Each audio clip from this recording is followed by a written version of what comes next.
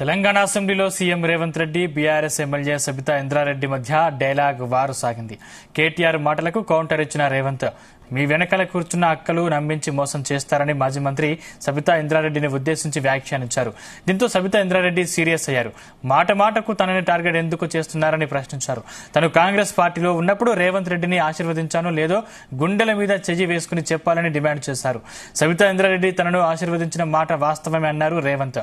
తీరా పార్లమెంటు ఎన్నికల సమయంలో తనను మోసం చేసి బీఆర్ఎస్ పార్టీలోకి వెళ్లిందని చెప్పారు.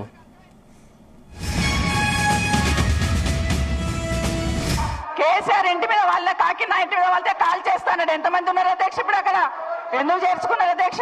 గౌరవ ముఖ్యమంత్రి గారు ఎంజాయ్ చేస్తున్నారు. ఇప్పుడు మాట్లాడుతుంటే గుండె మీద చేసుకొని చెప్పాలి అధ్యక్ష. ముఖ్యమంత్రి గారు కూడా ఆ రోజు నేను అక్కగానే ఆశీర్వదించిన, ఆ రోజు పార్టీలోకి వస్తున్నప్పుడు ఒక అక్కగా ఆశీర్వదించిన, బాబు నువ్వు చాలా పెద్దగా ఎదుగుతావు, ఈ రాష్ట్రానికి ముఖ్యమంత్రి అవుతావు, రాయి పార్టీలకని ఆహ్వానించిన నేను.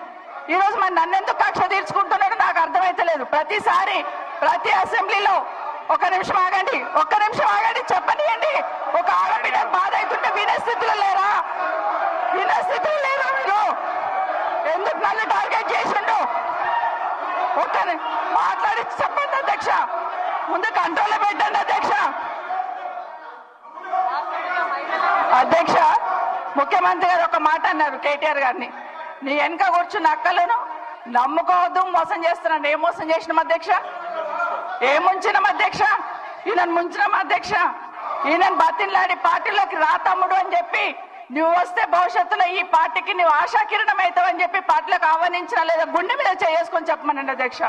ఎందుకు టార్గెట్ చేస్తున్నావు? ఏం మోసం చేశాం? ఇప్పుడు కాదు అధ్యక్ష, ఎలక్షన్లు వచ్చినప్పుడు కూడా నా కాన్ఫిడెన్స్ అట్లేగా అధ్యక్ష. సబితక్క పొద్దున ఒక మాట మాట్లాడుతుంది. ఏం మాట్లాడినాం? పొద్దున ఒక మాట, రాత్రి ఒక మాట. ఎవరిని అవమానిస్తున్నావు ఒక్కసారి ఆలోచించండి ముఖ్యమంత్రి గారు. ఎందుకు అవమానిస్తున్నావు? ఎందుకు కక్ష? ప్రతిసారి టార్గెట్ చేస్తున్నావు. ఈ రోజు ఏం మోసం చేసినాం? మేము ఆడబిడ్డలం విత్డ్రా చేసుకోవాలి అధ్యక్ష.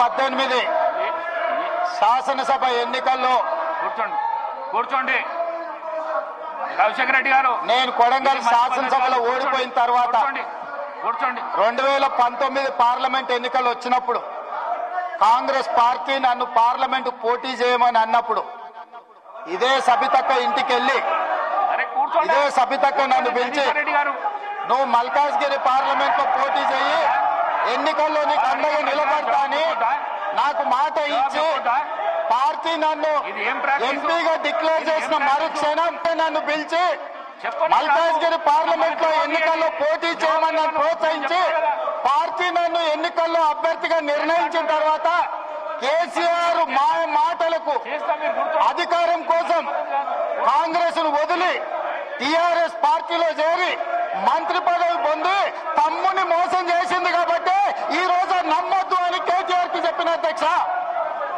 ఇది నిజమా కాదా? సబితక్కను గుండె మీద చేసుకొని చెప్పమని ఉంది. నన్ను మల్కాజ్గిరిలో పోటీ చేయి కాంగ్రెస్ నుంచి, నీ ఎన్నికల్లో నేను గెలిపించే బాధ్యత తీసుకుంటాను నాకు చెప్పి నేను ఎన్నికల్లో నిలబడడం డిక్లేర్ అయిన తర్వాత కాంగ్రెస్ ను వదిలేసి టీఆర్ఎస్ లో చేరి మంత్రి పదవి పొంది ఈ రోజు వచ్చి మాకు నీతులు చెప్తే మేమేమన్నా అమాయకులమా అధ్యక్ష? కాబట్టి ఇవన్నీ చర్చలు. ఈ రోజు నేను ఏ మాత్రం కూడా వాళ్ళ పేరు తీసుకోకపోయినా మీరు వారికి అవకాశం ఇచ్చిండ్రు. మీరు అవకాశం ఇచ్చినందుకు నేను అభ్యంతరం చెప్పలేదు. ఇంకేమైనా చర్చ ఉంటే ఇప్పుడు కొత్త గవర్నర్ గారు వస్తున్నారు, ఎయిర్పోర్ట్ కి వెళ్తున్న గవర్నర్ గారిని రిసీవ్ చేసుకోవడానికి మళ్ళీ వెనక్కి వచ్చి అన్ని వివరాలు నేను అన్నిటికీ సమాధానం చెప్తా. మా డిప్యూటీ చీఫ్ మినిస్టర్ గారు అప్పటి వరకు సభ నడుపుతారు. కొత్త గవర్నర్ గారిని రిసీవ్ చేసుకొని రాజ్భవన్ లిస్ట్ పెట్టి మళ్ళీ సభలోకి వస్తా అధ్యక్ష. అందరికీ కలిపి సమాధానం చెప్తా అధ్యక్ష.